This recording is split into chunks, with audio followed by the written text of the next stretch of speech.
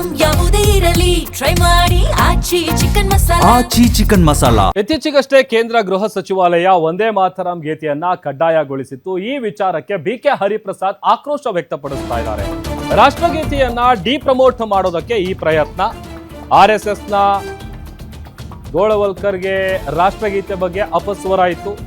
ಒಂದೇ ಒಂದು ದಿನವೂ ಅವರು ಸಂಘದಲ್ಲಿ ರಾಷ್ಟ್ರಗೀತೆಯನ್ನ ಹಾಡಿಲ್ಲ. ಬಿಜೆಪಿ ಸರ್ಕಾರ ನಮ್ಮ ಶಿಷ್ಟಾಚಾರಕ್ಕೆ ಅಪಮಾನ ಮಾಡ್ತಾ ಇದೆ.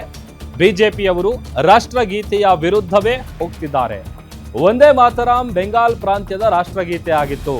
ಈಗ ಬಂಗಾಳ ಚುನಾವಣೆಗಾಗಿ ಇದನ್ನ ಕಡ್ಡಾಯ ಮಾಡ್ತಾ ಇದ್ದಾರೆ. ಇದು ಕೂಡ ಚುನಾವಣಾ ಗಿಮಿಕ್ ಅಂತ ಬಿಕೆ ಹರಿಪ್ರಸಾದ್ ಆಕ್ರೋಶ ಹೊರ ಹಾಕಿದ್ದಾರೆ.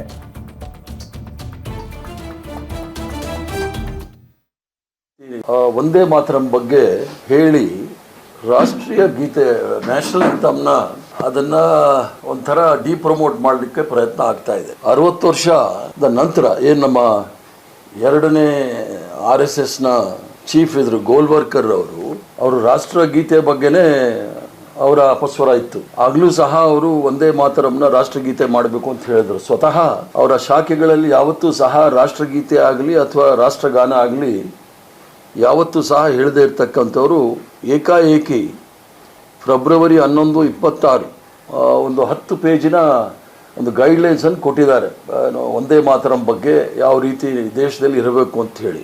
ಅದರಲ್ಲೂ ಸಹ ವಂದೇ ಮಾತರಂನ ಸಂಪೂರ್ಣ 6 ಪಂಕ್ತಿಗಳೇನಿದೆ ಅದನ್ನು ಹೇಳಬೇಕು ಅಂತೇಳಿ ಅದರಲ್ಲಿ ಭಾಳ ಸ್ಪಷ್ಟವಾಗಿ ಹೇಳಿದ್ದಾರೆ.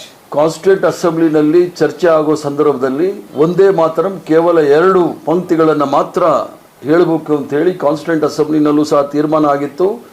1937ನೇ ಆಲ್ ಇಂಡಿಯಾ ಕಾಂಗ್ರೆಸ್ ಕಮಿಟಿಯಲ್ಲಿ ಇರೋ ಸಂದರ್ಭದಲ್ಲಿ ರವೀಂದ್ರನಾಥ್ ಠಾಗೂರ್ ಅವರು ಈ 2 ಪಂಕ್ತಿಯನ್ನು ಮಾತ್ರ ಹೇಳಬೇಕು, ಬಾಕಿದನ್ನೆಲ್ಲ ಕೈ ಬಿಡಬೇಕು ಅಂಥೇಳಿ ಒತ್ತಾಯ ಮಾಡಿ ಈ 2 ಪಂಕ್ತಿಗಳನ್ನು ನಾವು ನಿರಂತರವಾಗಿ, ನಾನು ಕಾಂಗ್ರೆಸ್ ಸೇವಾದಳದ ರಾಷ್ಟ್ರೀಯ ಅಧ್ಯಕ್ಷ ಆಗಿದ್ದ ಸಂದರ್ಭದಿಂದಲೂ ಸಹ ಮೊದಲಿಂದಲೂ ಸಹ ನೋಡ್ತಾ ಇದ್ದೀನಿ.